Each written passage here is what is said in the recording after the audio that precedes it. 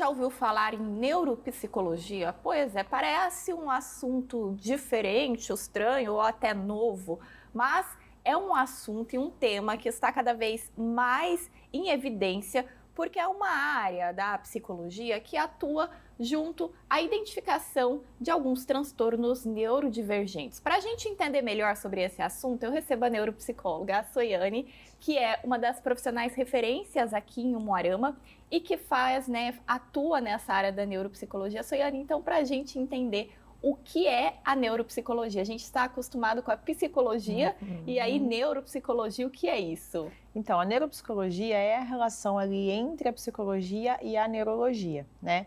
Por que que existe essa diferenciação da psicologia? A gente coloca mais em consideração a parte ali das funções cognitivas, certo? Então, realmente o funcionamento do cérebro que causa comportamentos naquela pessoa. Então a gente passa a entender que às vezes algo que não esteja funcionando adequadamente como deveria, né, vai causar algum tipo de comportamento. Então essa é a relação ali na neuropsicologia, o que é de diferente, né? A gente consegue enxergar mais essa relação do cérebro impactando no comportamento da pessoa. E é muito interessante porque até alguns anos atrás a gente não tinha um conhecimento sobre isso, já existia, mas não estava tão difundido. Nesses últimos anos a neuropsicologia vem ganhando mais destaque justamente porque os transtornos neurodivergentes estão sendo mais falados, mais procurados, e essa é uma área que a neuropsicologia atua, né? E tem crescido muito mesmo, assim, para vocês terem uma ideia, na minha época de formação, não se falava sobre isso na faculdade, eu me formei em 2013, então né, até recente aí. E eu não tinha ouvido falar em neuropsicologia na faculdade, né? Depois, né, que eu saí da faculdade, eu já tinha ouvido falar por uma outra profissional, que foi quem me abriu os olhos para fazer essa especialização, que daí eu busquei essa especialização e mesmo assim ainda era algo bem desconhecido. Hoje é uma coisa muito falada e que muitos alunos, né, acadêmicos que estão fazendo psicologia têm o desejo de conhecer e de se aprofundar nessa área. E como que funciona, né? A gente sabe que a psicologia é uma conversa, é ali para, às vezes, você lidar com questões emocionais. Já a neuropsicologia não, né? Para vocês chegarem nesses diagnósticos, existem testes que são aplicados dependendo de qual diagnóstico você está procurando ali. Sim. Na verdade, a neuropsicologia ela é abrangente. Você também pode ter a formação em neuropsicologia e continuar com o seu atendimento psicológico. Você vai ter um olhar diferente sobre aquele paciente, né? Mas quando a gente fala do processo de avaliação, aí sim entram as questões dos testes, né? Porque daí passa pela avaliação neuropsicológica e justamente por isso que ela está tão em evidência e crescendo tanto a neuropsicologia pelos novos diagnósticos, na verdade diagnósticos que já existiam, mas que a gente sabe que hoje está muito mais em evidência, até pela quantidade de informação que a gente recebe ali pelas redes sociais, enfim, né, muitos profissionais se especializando nessas áreas.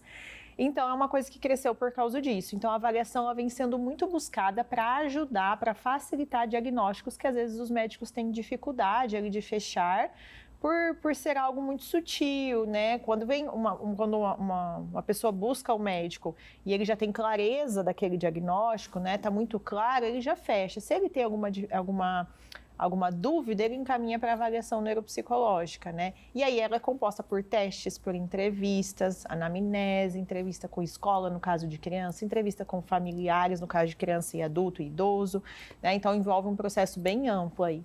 Quais são as áreas de atuação, não, né? Quais são os diagnósticos que são possíveis chegar por meio desses testes? Os mais básicos que geralmente vêm pra gente é do TDAH, o TEA, né, que é o autismo, investigação de superdotação, que não é um diagnóstico, mas é uma condição e acaba entrando ali também, porque é através dos testes de QI, mais uma longa entrevista que a gente consegue chegar nessa condição, né? Transtornos de aprendizagem também, quando a criança tem a dificuldade ali da leitura, da escrita, enfim, né, e já está atrasada dentro do processo ali esperado para o ano escolar que ela está e para a idade que ela tem. Também quando entra ali na parte de idoso, né, a questão de demências também, né, quedas cognitivas para entender se está dentro do esperado ou se já está se tornando, né, uma patologia. Então esses são os principais aí que as pessoas são encaminhadas para avaliação. Soiane, eu estou suspeitando que meu filho possa ter, ou que eu posso ter ali né, alguns desses transtornos, qual é o processo? A pessoa ela pode ir direto até um neuropsicólogo, ela tem que passar antes por outro profissional e esse profissional fazer o encaminhamento? Como que funciona? Ela tem esses dois caminhos, sabe? Ela pode buscar a avaliação, né, e entrar em contato, por exemplo, com a clínica e agendar, porque ela tem curiosidade, ela percebe que ela tem alguns sintomas, então ela gostaria de entender se aquilo realmente faz sentido e faz parte da vida dela. Mas ela também pode ir direto no médico de sua confiança, né? Um psiquiatra, neurologista, neuropediatra, enfim, e ele solicitar essa avaliação, né? Então eu falo que existem dois caminhos. Às vezes algumas pessoas me perguntam o que eu acho, né? Melhor ir primeiro já e depois ir com a avaliação. Depende muito do caso, mas se você desconfia já que seu filho possa ter alguma coisa, né? E você quer ir já para uma consulta mais bem preparado, talvez seja até interessante você já ir com uma avaliação. Porque eu falo que às vezes você vai no médico, o médico vai fazer a primeira consulta, se ele tiver dúvida, ele vai te solicitar a avaliação. Então, aí você vai ter que ir para a avaliação e depois você vai ter que retornar ao médico, né? Mas vai muito de pessoa para pessoa, porque às vezes a pessoa quer ir no médico para ver se realmente ele vai solicitar. Às vezes ele já consegue fechar o diagnóstico. Então, existem esses dois caminhos. Não precisa de encaminhamento. Tá ótimo.